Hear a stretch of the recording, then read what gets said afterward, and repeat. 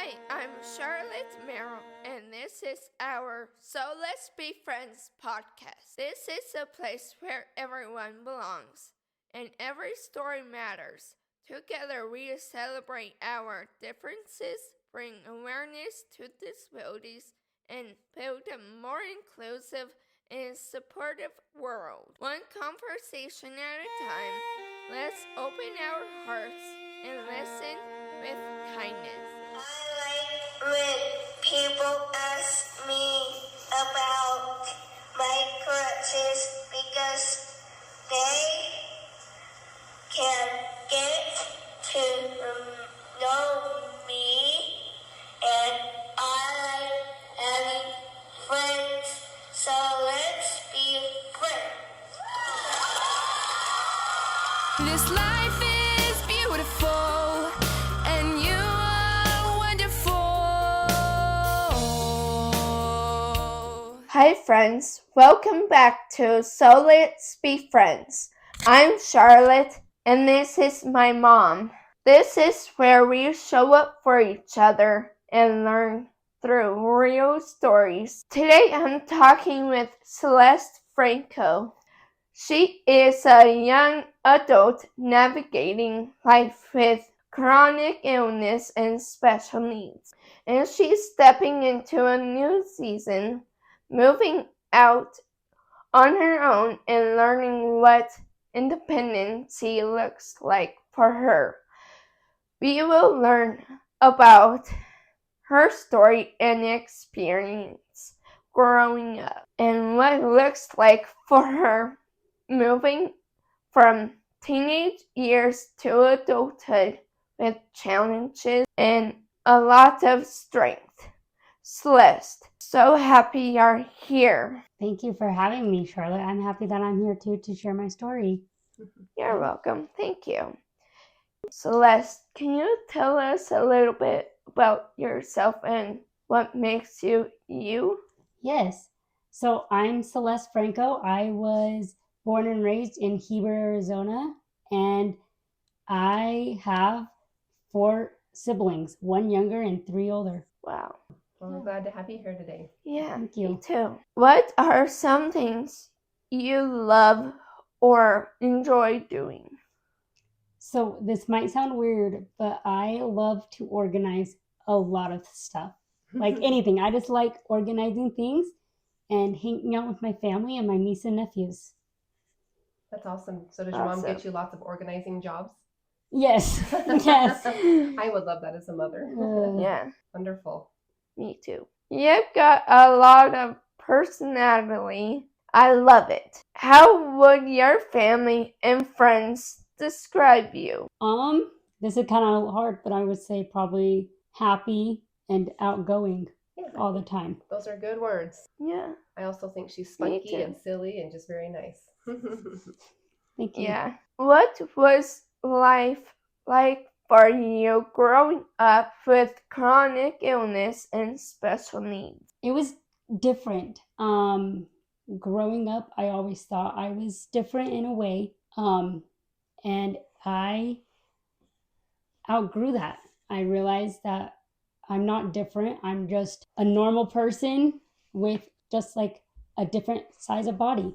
And She's tiny and cute. We had to yes, put her on books. I'm tiny. She's Yeah. sitting on books right now just to have her up as big as everyone else. Yeah. But with my challenges when I was in school, it was very hard. And now the older I get, it's who I am and I love it. What was hard about it? I guess like my older siblings all got like their driver's license and they all got like their milestones at like the age of 16 and their height limit at the age of 12, and just all their milestones were at the correct age. And I got my license when I was almost 19 and I stopped growing when I was in 6th grade. So those challenges were just a bit hard, but now I love it and I wouldn't change it for who I am. Yeah, and people can relate Yeah. with the milestones thing. Charlotte's 22, and do you have your driver's license yet? Nope. No? I'm It's hard. working on them. Well, Yeah. that's good. I'm planning on probably want to get it after my mission. That's awesome. Yep. So the milestones are a little bit slower. That's Mhm. okay. Taking one step at a time. Yes. That's absolutely That's right. awesome. And you put it all together. Life is crazy. Life is crazy. Yeah. And you know what? We've But- talked about being different, but we're all different. Mhm. It doesn't matter with a disability or not, right? Yes. Everybody's different. Yep. If we can recognize that we don't have to be the same or like somebody else, it's okay. Can you share a little bit more about the beginning of your story? Yeah. So I was born at 32 weeks with what was called high drops. And with it, I have what's called Noonan syndrome. It's like Turner syndrome, really similar. I had a lot of fluid in my chest cavity. And so the doctors had to put tubes to drain all the fluids. And my mom started getting the symptoms that I started having. And I had 5% chance to live, which is a huge miracle. And the struggles with that and with my family was I had 3 older they were little at the time. I think my oldest sister was about 7 years old, and my mom missed her riding a bike without training wheels, and my other sister riding a bike with training wheels, and then my brother talking because he was only about 2. So Because she was so focused on supporting you with what was happening, is that Yeah. why? Okay. And I was in the hospital at Phoenix Children's for 9 weeks. A lot of parents can relate with that, taking care of a child that needs extra attention, right? Yeah. So one time, actually, my dad told my mom to go home, and I had grandparents and aunts and uncles come and stay with me in the hospital. And now thinking about it, I'm like, okay, that's cool. But at the same time, I was a baby. So I'm like, why would they just go stare at me? Because they couldn't do anything. But it meant a lot to my mom and dad what they did for me. And you know what? That connection that your family made is really important. You as a little baby, you don't remember that. But that connection, that touch, that love that you received during that time has actually made you who you are. Because your brain is developing so quickly at that time and trying to understand where trust is and who to trust. Yeah. And so your family and parents helped develop that early, which I think is really special that they made that important. Yep. Well, good. Okay. What were some early challenges you or your family faced? For me, I faced for challenges of I didn't start talking till the age about 3 or 4 years old. I didn't start walking till about 3 years old. And the challenges with my parents and siblings were just dealing with a feeding tube. I had a feeding tube from when I was born to when I was 5 years old because I couldn't eat. And just like every trip we go on, we had to take medical supplies for a good 5 years of my life. Do you remember any of that, or are these stories that you hear from your mom? These are stories I hear from my mom or watch home videos back. I did have to start taking growth hormone shots from the age of 1 to the age about 12 years old. And we think they helped. We think they don't. Well, you're perfect no matter what. I could have been a little smaller if I didn't take them, Yeah. but How tall are you? I'm 4'7", 4 feet 7 inches. We love it. She's cute.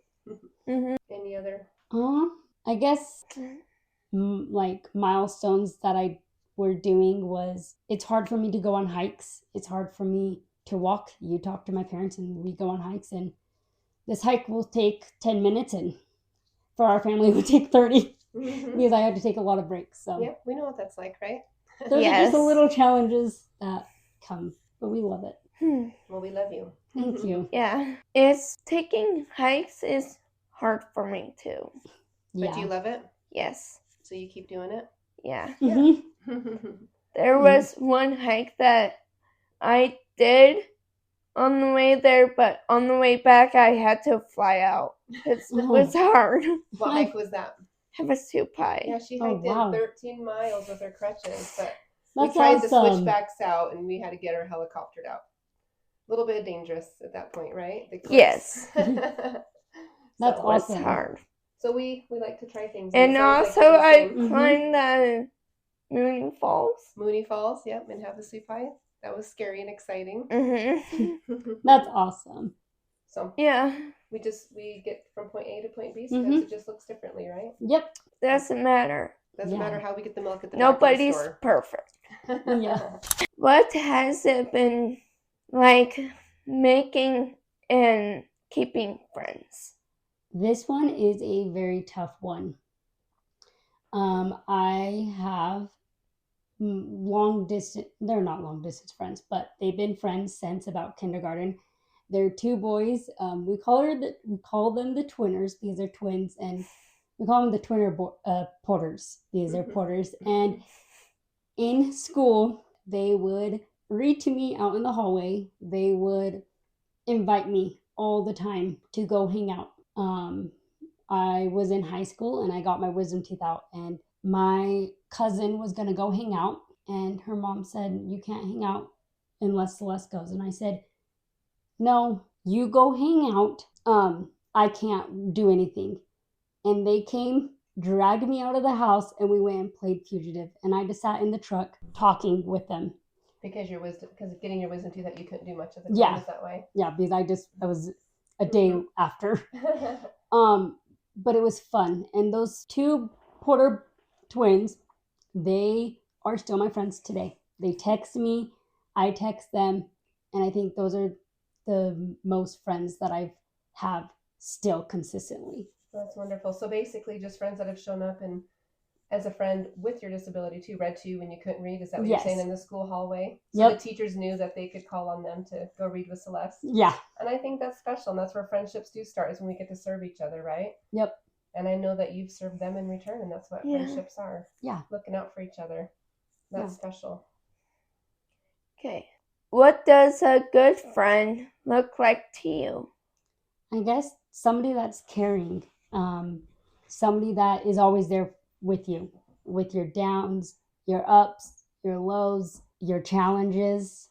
I think that's what a good friend I totally agree. What have you learned about friendships that could help others? I learned to just be yourself. If you hide who you really are, it's harder to have friends. But if you're yourself right off the bat, it's easier. So just be yourself and you will make friends. That's good advice. Be yourself. Yeah. Don't try to be what they want you to be, or try to be someone else, right? Yeah, I tried that.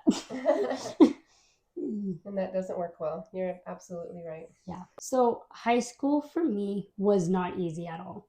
It was very hard, very challenging. Yes, it was fun sometimes, but it was very challenging to keep and make more friends, to do schoolwork, to feel like you get left out all the time. And that's how my high school years were. I thought I was left out of a lot of things all the time.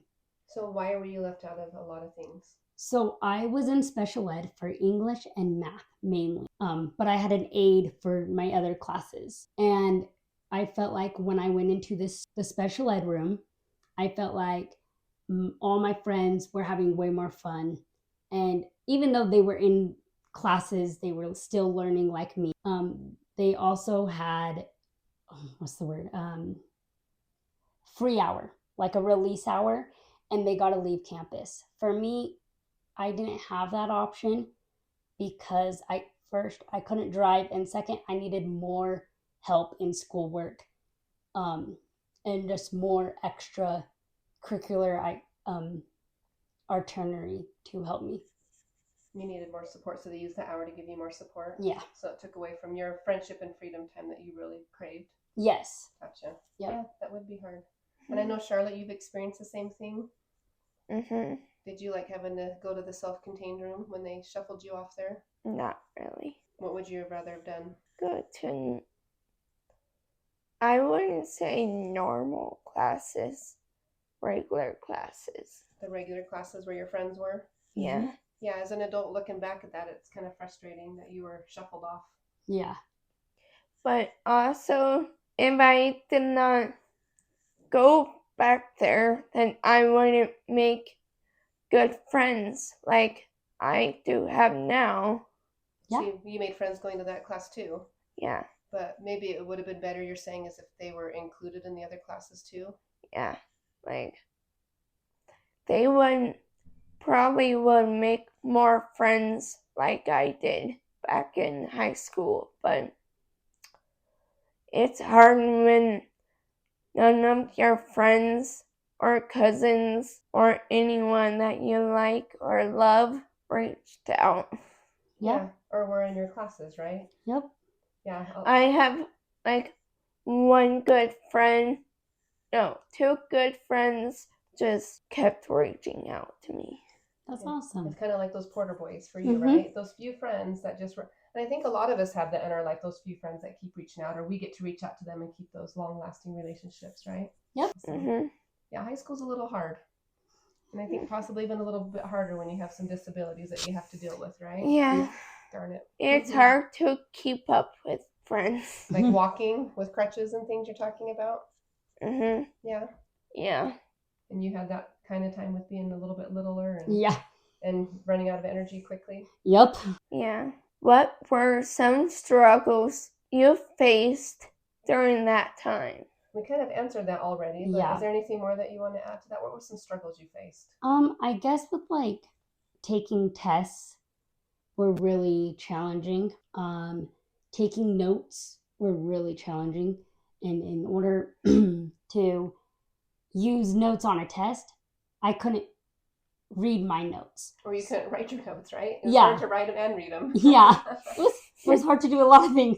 But a big thing was I was in seminary, and that class did help me in school. And it was one of the classes that I loved because I felt the spirit and I had friends. Everybody knew me. Everybody knew my disability, and it just felt more like I'm not alone. I have friends. Well, that was good. So you found a class that was inclusive and made you feel important? Yeah.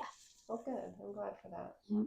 It is hard. Charlotte struggled with that too in school, with having to write notes, having an aide that would help describe for her, right? Help them write the notes. It's still hard to do notes these days. Yeah, it is. She's tried college and it's hard. Sometimes I have to go with her to write her notes, right? I'd rather to go by myself like others can, but I don't know. It's hard. It is hard, and you girls are tough. I'm really proud of you. Thank you. Were there moments that helped you shape who you are today? Yeah, so with my parents and the principal that we are really good friends with being on board, I got to go into math and English gen ed class. What does gen ed mean? It's a core class, so it's like an actual classroom. Like what Charlotte said, regular classroom? Mm-hmm. Oh, cool. Yep. That was nice. You had a principal supporting that. Was I ready for it? No. But my goal in high school was I wanted to tell my kids, my future kids, that if they had challenges, that they could do hard things, because I did. Mm-hmm. And I was in math from my sophomore year till I graduated. That was kind of tough because I didn't know a lot of math. I'm not really that, it was just hard to me. Luckily, my brother-in-law was my math teacher, so it made it a little easier. But it was still hard. And then my senior year, it was last semester of my senior year, I got to go in English. And that was just a class that was really fun. And I struggled in that class as well. But with people being on board, it helped me grow and show that I could do hard things. Yes, I love for that. Now. Did they send a teacher's aide in to support you as well? No. Oh. So on both those classes were a bit hard because the hours that the classes outlined, there was no aides available. But I went into a program with vocational rehabilitation, and it helps you get a job. It helps you with stuff, and they provided a laptop and a couple note-taking apps, and that helped me a little. Okay, so they were really reaching hard to meet you and give you the tools you needed to support you. Yeah. And it looks like it's helping you, because You're making a lot of growth. I mean, you're Yeah. driving a car now, which is huge. I'm driving and I moved out of Heber, so. And we're going to get to hear a little bit more about that. Yeah. Okay, let's see. You are now stepping into adulthood. What has that transition felt like? Honestly, it was a bit hard. What I did was right after graduation, a day after, I moved down to the valley. And I'm just going to say I went and visited for a week because I lasted a week. My grandparents on my mom's side speak Spanish. I don't speak a lick of Spanish. And so it was just hard for me. I got really homesick. And it was a day after I graduated. So it was a bit hard too. So when I just came back to Heber, my mom and dad have a little, I guess you can call it apartment above the garage. It's just a little room. And they made it my apartment. And I lived there for 2 years. And that started my adulthood. So me paying rent, I washed dishes every single day. And I got help when like holidays came around and and big crowds came around. But that was my rent, was washing dishes until I was done with that. That was nice that your parents had that support though for you. Because not a lot of young adults with any kind of disability have that kind of support to even have a chance to do that. Yeah. So that's incredible. So that was my start of adulthood. Good. Awesome. Thank you. What excites you about moving out on your own? Because now you're taking even an extra step. You've moved out of Heber, like you said, on your own, right? Yeah. So and how old are you now? I'm 23 years old. So at the age of 21, I moved 5 minutes away from my parents' house in Heber.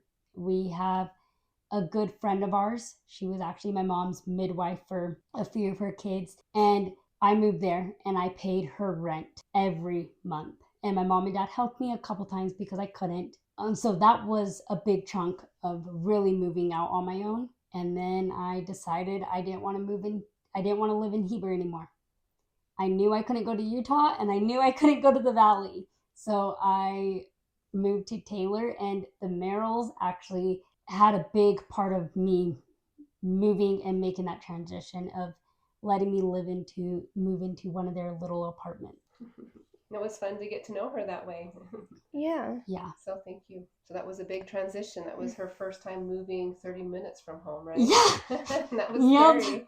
That's when I knew about her. That's when Celeste. Yep. When my cousin moved from Utah, we kidnapped her from Utah. We did, huh? Yeah. When we went there. Well, she was looking for also independent living. So we put these gals together so they could both learn. And one day I was in the bakery and she was coming in with her mom, and that's when I knew her. That's when you got to meet her for the first time, huh? Yeah. Awesome. Cool. It's the friendship she made. Beginning of my mission. Yeah. So we knew each other for 6 months. Yes, we have.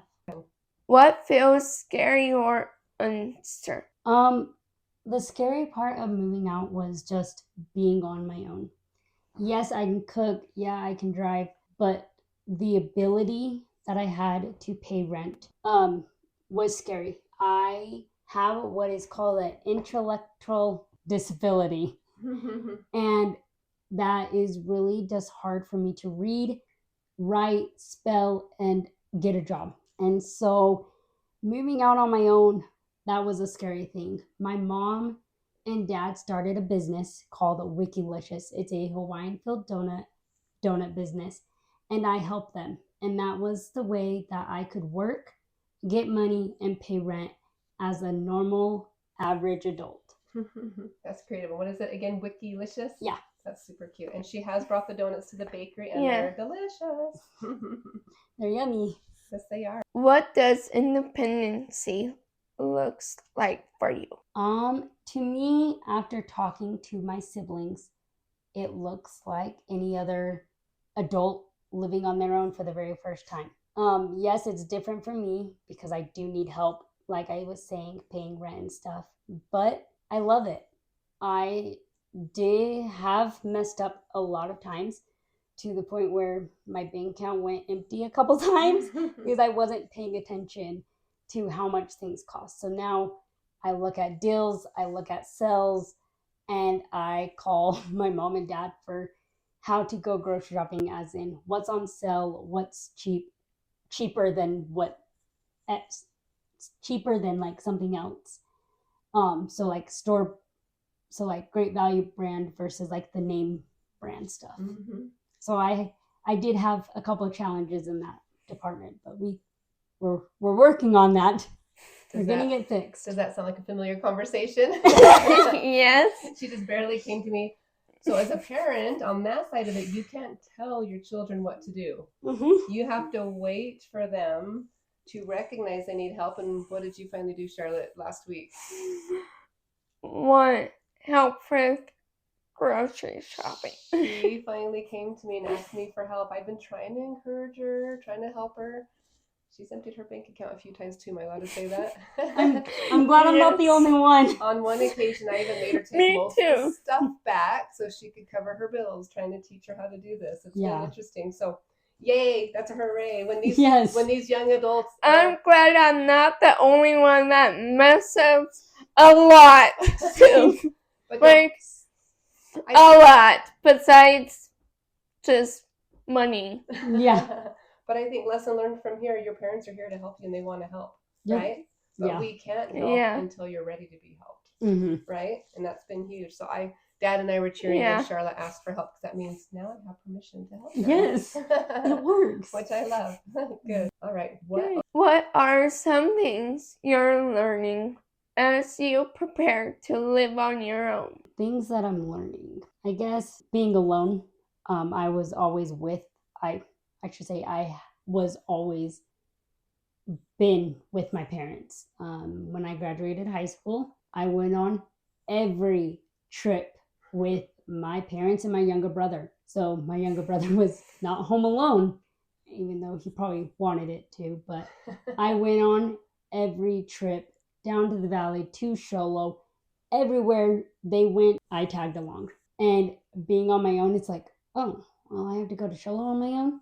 Oh, I have to drive to Heber by myself, or little things like that. Like, I still go on trips with my parents. I still go to the valley. I still go on family vacations, but majority of their trips I don't, because I'm in Taylor. I'm 30 minutes away, so they can't just wait 45 minutes, let me pack a bag and drive that way. So now I'm really on my own. I don't go on as many trips because I live farther away. So you're learning to be alone. And that's yes. Exciting and scary, right? Yes, both. Well, good. I'm proud of you. Thank you. What kind of support has helped you the most during transition? My parents, my siblings encouraging me. My parents, if I brought this up to them, let me move to Taylor 3 years ago, they probably would have said, heck no, you're not ready. Or they actually kind of hesitated when I did bring it up back in August. Not that I wasn't ready, but just because when I lived 5 minutes away from them, I was at my parents' every single day. And so they had to tell me over and over again, you moved to Taylor, you can't come home every day. You moved to Taylor, you can't go on every trip with us. And so they kind of had to put that in my head, and they were excited for me, wanting me to do it, but it was very hard to, like, when my parents were like, is she ready? Is she not? Finally, they said, let's give it a shot. And I'm still here 6 months later. So. And that's nice. And your parents do show up, because I've seen them show up when you need them. And so they're so always cool. Here. Well, I don't think they're always here, but they're here a lot. Yeah. They're here quite a bit. You're doing wonderful. They're always here when you need them. Yes. Yep. Well, you're lucky. They will never go away. Hope not. Like my mom won't. I hope not too. Okay. What would you say to other young adults with chronic illness or special needs who are trying to figure out adulthood? I would basically just say, if you feel like it's the right time, do it. The fact that I felt that was the right time was I just kind of felt a good feeling about it. And I felt like it was the right time, so I did it. That's good. Listen to what your gut is telling you. Yeah. Because you do know yourself. But make sure you have the right support when you do it, right? Yes. A support system is awesome. And it doesn't always have to be parents. Yeah. Some of us don't have parents to support us. So look for others that can be of support, right? And set that system up in place before you take off on your own. Yes. It can be a boss at work. It could be, who else could it be? Maybe one of your teachers. And it doesn't mean they have to do a lot for you. Just encouragement, or maybe an emergency contact. Or Oh, for sure. Yep. Like, when you really need help with something, like, can't totally figure it out on your own. Yeah. For yourself. What do you wish people better understood about living with chronic illness? Don't judge a book by its cover. Yes. A lot of times people think I'm 12. Just going into a grocery store. I've had people ask for my ID or where my parents are, just getting a little sample from Costco.